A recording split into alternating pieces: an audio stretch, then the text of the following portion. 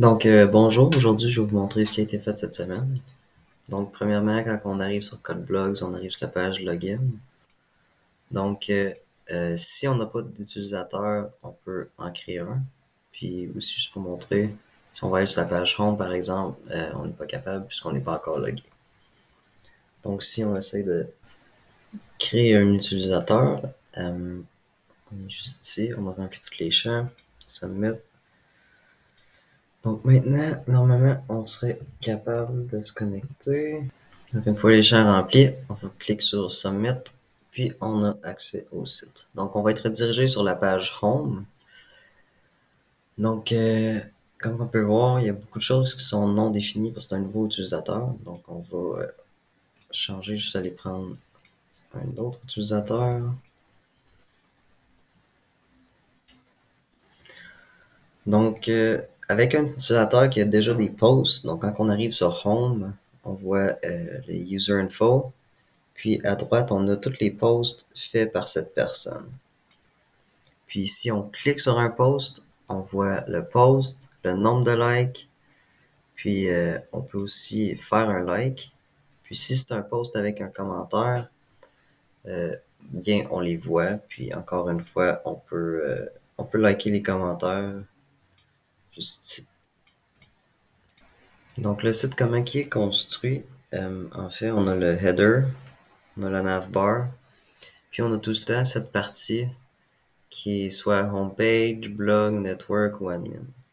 Donc ici, ça ne changera jamais. Donc dans le header, on a un post qu'on peut faire. Donc euh, on peut faire un nouveau commentaire. Puis si on appuie sur post, bien Jawed va avoir fait un nouveau post, donc on le voit juste ici. Donc sinon la barre de navigation, donc où est-ce qu'on est en ce moment va toujours être surligné. Donc si on se dirige vers blogs, donc ici c'est tous les posts des utilisateurs, de tous les utilisateurs. Puis à gauche on a leurs initiales. Donc on a fait des tests au début avec des faux utilisateurs, donc c'est pour ça qu'ils n'ont pas d'initiales. Mais si on descend en bas, on voit bien les initiales. Donc c'est ça.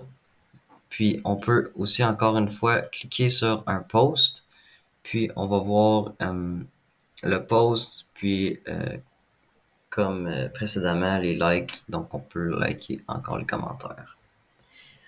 Maintenant, si on se dirige sur la page Network, donc ça c'est tous les utilisateurs. Donc quand on clique sur l'utilisateur, on a des informations sur lui. Puis on a aussi son dernier post qu'il a fait. Donc si on vient sur Jawed, normalement on verrait bonjour, puis c'est bien ça. Puis finalement, on a la page admin qui est pas encore complétée, mais la structure est faite. Donc ici, on pourrait avoir les user managers, qu'on pourrait éditer les users ou ici le content par exemple. Donc on appuierait ici, puis on serait redirigé vers une page. Donc c'est pas mal ça. Puis sinon, ça fait pas mal le tour. Il y a aussi dans le header, le account setting, juste pour fonctionner quand on clique, ça fait vraiment quelque chose. Donc ici, on pourrait par exemple peut-être modifier les informations qu'on pourrait rajouter. Donc c'est ça. Puis le logout fonctionne bien. Donc si on fait un logout, donc ici tout disparaît, la barre de navigation aussi.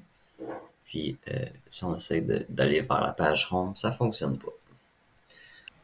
Donc maintenant du côté du code, euh, en fait tout ce qui est front-end se retrouve dans côté client.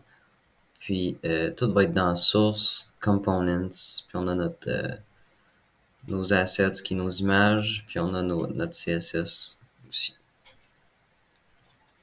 Donc dans l'app.js, on a toutes nos routes, puis on a aussi la fonction checkToken qui regarde est-ce qu'on est bien logué.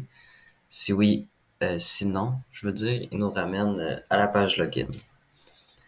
Donc, on peut aussi créer un utilisateur avec le register. Donc, on remplit un form, puis tout s'envoie dans la base de données. On a aussi le login qui nous permet de nous loguer.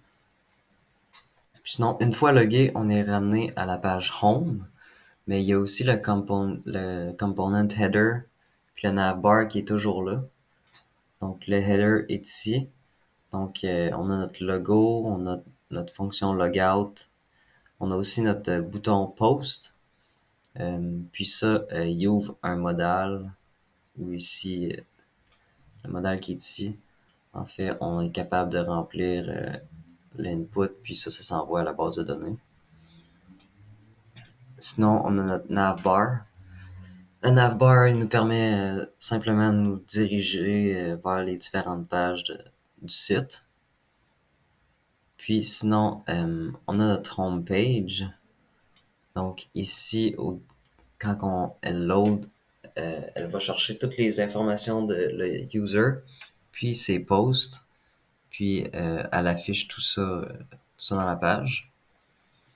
On a notre page blog. Ça va chercher toutes les posts. Puis, tout simplement, ça les affiche. Puis, quand on clique dessus, ça l'ouvre un nouveau modal. Puis, comme qu'on a vu, ça fait qu'on peut liker, puis voir les likes, puis tout ça.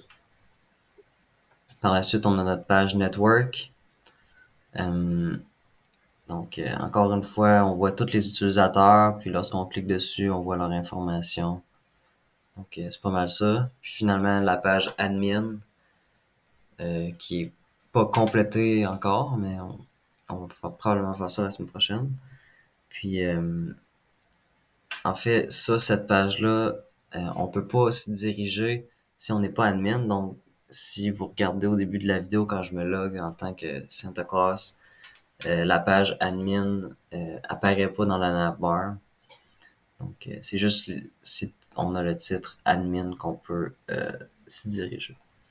Donc, ça fait pas mal le tour. Donc, merci de m'avoir écouté.